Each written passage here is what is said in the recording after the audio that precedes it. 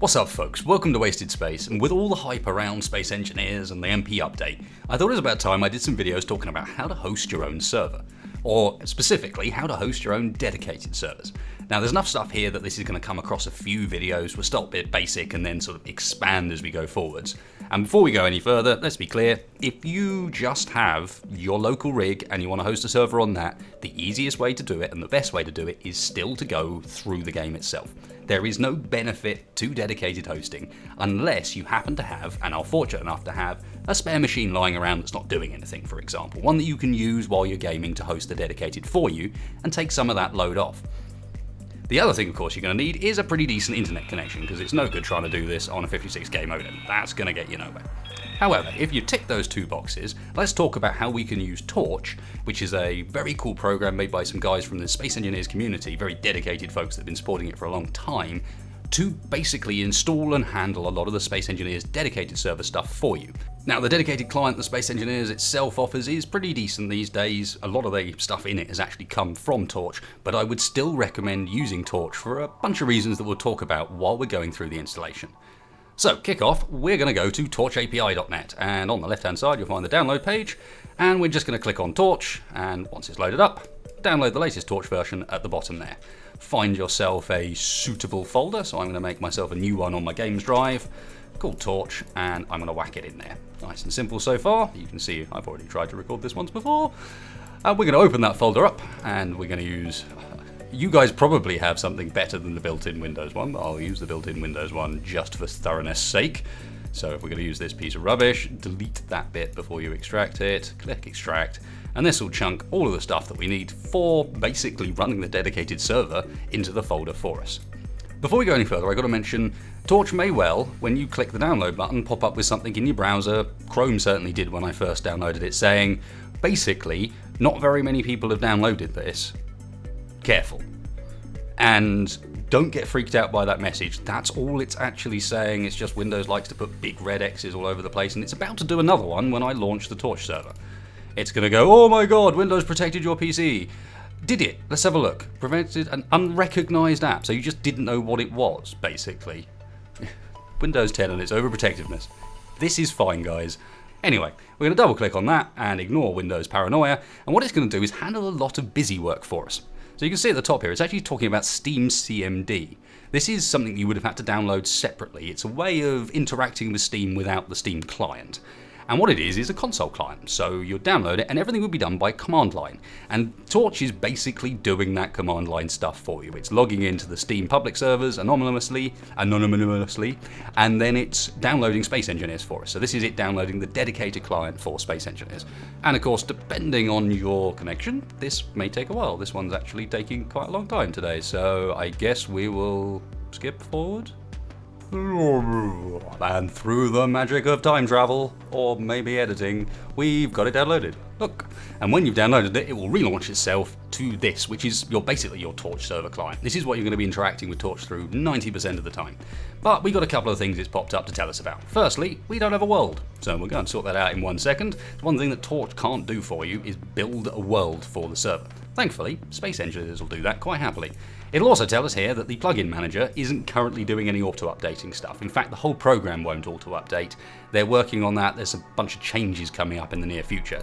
But what this means is that we're going to have to do any updates to this will be done manually. Thankfully, it's super simple.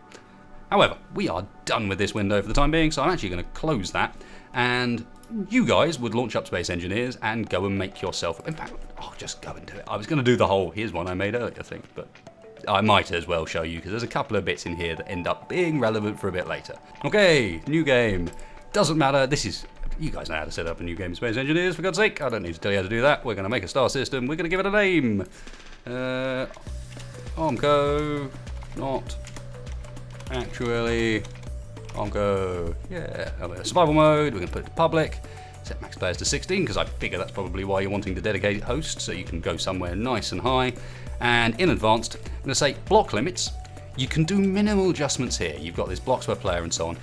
The dedicated client itself has a lot more options, so wouldn't worry too much about block limits in this menu. The only things you're going to want to worry about in here is please don't try and use air tightness, because it really does slow the server down. I mean, obviously you can if you want to, but be aware that one in particular seriously slows down servers. And in-game scripts are dangerous as all hell, because if someone comes onto your server and wants to cause a problem, scripts can do that. There are scripts out there that will just straight up lock up servers. That's what they're designed to do. So be aware of those two. Careful what you're going to do. You may also want to be aware of creative, but hey, that's all up to you. We've got ourselves a server here, and I'm also going to whack on a random mod, because that's going to be useful to show you guys something when we get back to the Torch client. And yes, I've got too many mods. Let's put on plane parts, my favorite. Yeah, okay. So that's our world all set up, and what we can now do is hit start to have it create that world. Now we're at this screen. What you could do, of course, at this point is build your world before it ever goes onto the dedicated server. So how do you want to set things up? We will do a video a bit later down the line talking about things like server cleanup, server restrictions, what you can do to make a larger server actually last a decent time before Space Engineers throws in the towel and goes, no, this has just got too big. But don't forget, you do have a bunch of tools in this admin tool menu, like global permissions to turn off stuff globally, so you're just like, okay, no one is allowed to shoot on my server, for example. And you've also got safe zones. So these are, we'll go into depth with this in that later video, but don't forget, you've got these. You can set up a new safe zone, and they're not that confusing to set up. It's all there. We'll talk about it a bit later. I just wanted to remind you, before it even goes onto the server, you could build up a scenario, a world ready for people to play right now. What we're going to do, however, is literally just exit back out again and back into Windows, because we need that map we just made. Now, most of you guys will probably know this, but if you go to users, your username, app data, roaming, so let's go through this. See, users, your username, app data, which can be a hidden folder. You might have to go into folder options and actually make it visible. Roaming, and then down to Space Engineers. You'll find this is where Space Engineers stores all of its temporary stuff, like your screenshots, your mods, and your saves. So if we go in here, this is your workshop ID. It's actually quite useful to get a copy of that workshop ID there. So if you click into the bar here, we can grab a copy of, that's us as far as Steam is concerned. We can grab a copy of that right now. But if I organize these by date modified, yes, I've got too many saved games, 2004, it's ridiculous. But we have Armco, not actually Armco, and I can grab a copy of that one and whack it over into that Torch folder we just set up. So where's Torch, then instance, saves. And this folder behaves just like the one we've just taken this file from. So we're pretty much ready to go. If we now launch that Torch server exe again, it's going to go through. Here is where it just does a quick check to make sure there's no updates for Space Engineers. And is there really an... Okay, there's an update for Space Engineers. Right, there you go. It does updates for you, if you wondered. You could have just taken my word for it, but no, apparently we're going to update it live. There you go. And now you can see we've got rid of one of those purple messages. We haven't got rid of this one because plugins still aren't auto-updated. It'll show that every time. And we'll do one plugin at the end just so you guys see what those are about. But otherwise, we're pretty much good. So if we go over to configuration now, we've got that map at the top, and we can click import, and it's going to import in all those settings we just set up. The only things we need to set are the settings as far as the dedicated server config is concerned. We've got our world config, which you can imagine all this side is, and if we wanted to say go and change block limits, we could do that in here. This, again, I'll talk about in a later video because it's a bit of a thing on its own, but if I wanted to make sure that people only had, say, they were only allowed 2 medical rooms per player, that's how I could go about doing it. There's more stuff involved in there than I can fit into this video, so we'll come back to that later. The important things we can see is, firstly, that's the mod we added. So that's plane parts there, but as a mod ID. If you actually want to add more mods without having to go through the map editing way, then the way to do it is to go to the Steam Workshop, and if we're lucky, Steam will actually show, wow, look, show Space Engineers on the front page, right next to a whole bunch of games I don't play. Why, Steam? Why? And I'm going to pick like a random, there, we'll pick Fighter Gunner Cockpit. Kinda sexy. And at the top here, we've got that same ID number. So I can now take that, copy it, whack it in that list, click save, and it'll now load that mod as well. The other thing we want to do is paste in that number we had from our Space Engineers folder. So if I go back up, I happen to have a shortcut to it, but same process as before with the app data, roaming, all that sort of stuff. You go in through there into your saves. This number here is the one we're after. So we can grab that. The reason we're getting this is to make ourselves an admin. So that's one way you can get it. If you want to get it for someone else, or let's show you a second way of getting at this number. If you click on people's profiles in the actual Steam friends list, you'll get this screen come up, and there's that same number again. You can see for me, that number's popped up there, and I could do the same for other friends. You just right click on them and view profile, and that's how you can add other people as admins. So we've got all this stuff set up, we've got admin set up, a couple of bits left to do. Firstly, our server needs a name. So we're going to call not.go, and I'll call the world name the same. Weirdly, the world name is not the same as your save name. You can call the world something completely different for whatever reason. So we now got all this in place, we got ourselves a world name, we got everything. The final thing we need to do is actually make sure that when we hit go with this world, the internet can see it, and it's actually visible. And this is where we get into port forwarding. And all I can really do is give you a bit of a guide here. Hopefully some of you guys already know what port forwarding is all about. But this is where we make sure that your router, however you choose to pronounce it, that's sitting in your house, knows that this PC, the one with the server on it, is the one that should get that information. So we can go to canyouseme.org. It's going to be a really helpful website for this process, because not only is it going to tell you your IP, which you can use to basically go and tell people how to connect to your server, like here's my server details, but it also lets you check whether or not the ports that you're port forwarding are open. Now, when it comes to port forwarding, every router does this different. So all I can really recommend is if you go to portforward.com/router, and then be very, very, very careful what you click on this slightly dodgy website. It's a really good reference of information, but the easiest way to port forward is not to use their network utilities, and it's never to click on this or any of this stuff or no, don't click on it, guys. Just go and find the people that make your router. In my case, it's Buffalo, and you get this page and close, stay away.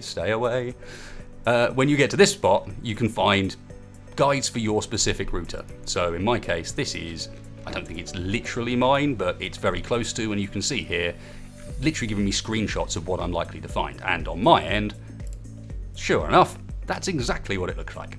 So I've got forwarded, we've got the SE server there, this is actually for a second SE server, so ignore that one, and then we've got 8766. This is Steam's port. You need this so that, for example, your server will actually be able to authenticate with Steam and show up in server browsers. Without that forwarded to, it's not going to work. Now, I've got a little bit ahead of myself here because we need to find out two pieces of information. Firstly, the IP address of your router, which is, as you can see for me up there, 11.1, and the IP address of the machine that you're actually going to run the server on. So the easiest way to do this, in Windows 10 at least, is just to do a search for settings and then go into network and internet, there it is, Ethernet or Wi-Fi, whichever it is. You just want to get to this change adapter options button, basically. It's in there somewhere, they seem to move it around all the time. You want the network connections, change adapter options, and in this you'll find, if it's Wi-Fi, you'll find one that's got a different icon there, but they all basically look the same here. And you can do the same thing with them, which is to double click on them and then click the details button. And in here we'll get not only our local IP address, so this is the IP address of this machine, but we'll also get this IP address. And that's the IP address, the default gateway, is the IP address of your router. So the bit you're going to need to go and do the port forwarding on.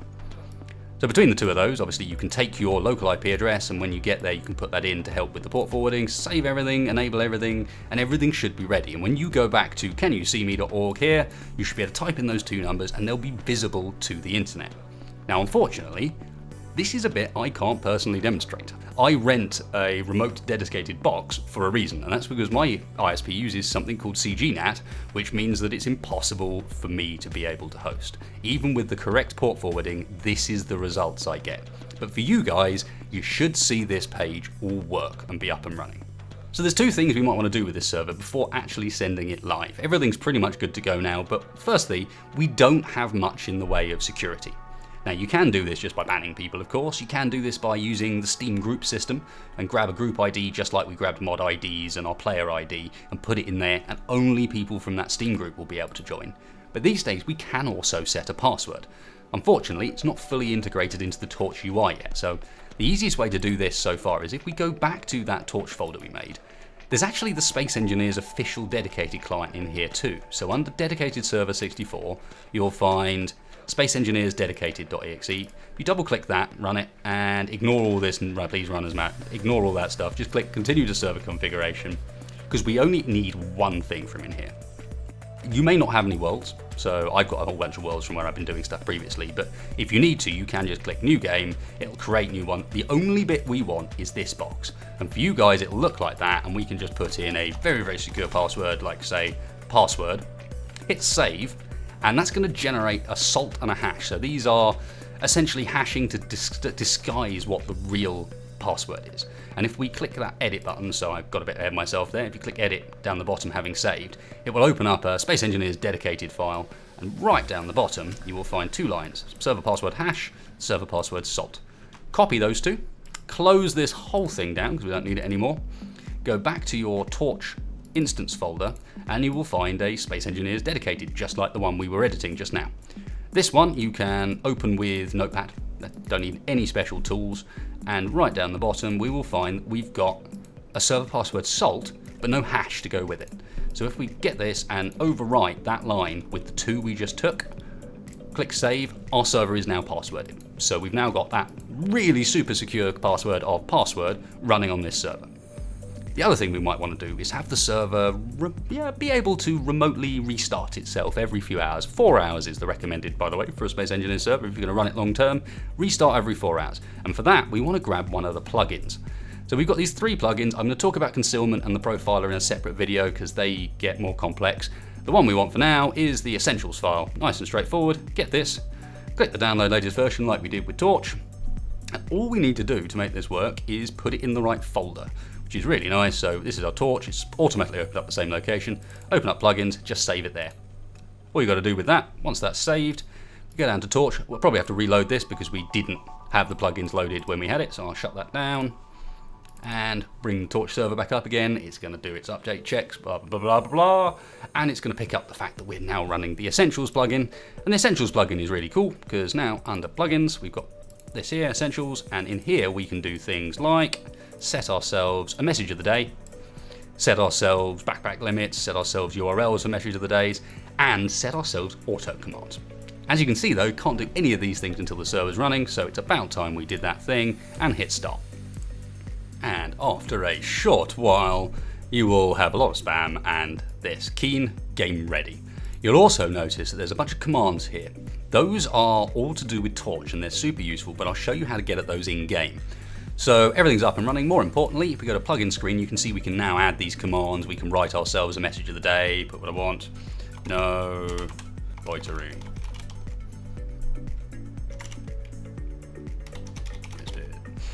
So yeah, you can put a message of the day in. You can also, these are really handy, put in automatic commands. So if we go in here, we've got a command, add, we can put in an interval of say 4 hours, and every 4 hours, add some steps.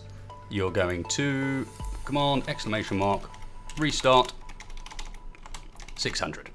And what that's going to do, and I'll show you these commands in game when we join the server in a sec, is restart the server after 10 minutes every 4 hours. Keep the server nice and clean, and as soon as that's done, we can just go click. You can see that collection there, it's got it in there. It's going to go every 4 hours, every day of the week, and we can just turn it on. So the last thing to do is actually get into our server. So I click join game. Now for me, as I mentioned with my ISP, this is not publicly available. Even though it looks and behaves like it is, there is no way I can host. It's British Telecoms if anyone's wondering. But anyway, it means that for me, the only place I'm ever going to see this server is under LAN. For you guys, you should be able to add it to your favorites using the IP or just find it in the servers list. But for me, unfortunately, there it is. But it is not ARMGO1, it is passworded, it is in experimental mode. Everything that we wanted set up is ready and good to go. Last thing we can do is enter that super secure password that we set previously, and we're in. So the last thing to demonstrate, now we've actually joined the game, and obviously I didn't set up anything special on this map, but as you can see there's our message of the day popping up to make sure that we're behaving ourselves, not loitering. Very important. Last thing we can do now we're in here is just demonstrate if you go in and hit exclamation mark long help, and anything with an exclamation mark at the start is how you talk to Torch from within the game. You see it's going to bring up a big list of commands that we can use. So ignore this, that says what is my IP, it should say what is my ID. It's to get your Steam ID if you want to add admins, but there's a whole bunch of stuff in here that will give you information, help with the command afterwards will give you help for that specific command, and there's all sorts of things you can do. You can kick ban, teleport, whisper, you can turn blocks on and off, you can clean up various bits and bobs. I'm going to do a video specifically on this stuff later down the line because as you can see there's a lot going on there. But with a bit of reading through, you can pick up a lot of the stuff, and of course, do remember that at any given time you can do things like !save to save the server, and !restart, I'll do 10 because this is in seconds, to get the server to restart remotely and then come back up again with a nice warning. So hope you guys found that helpful. I hope you're looking forward to a bit more detail in the later videos. If you've got any questions, anything you think I've missed, anything you'd like me to answer, hit me up down below so I can at least answer specifically what you guys have got questions for, and maybe there's stuff I've missed when I've been going through this. If you have enjoyed this video, of course, please hit that like button for me. It really helps me in the channel out. If you're new to the channel, hit that subscribe and the little bell next door to actually get notified of the videos rather than YouTube sending them into the ether like usual. And if you didn't like the video, well, I suppose you can hammer that dislike button, hopefully hard enough that it breaks. Anyway, cheers guys, thanks a lot for watching, I'll catch you for the next one.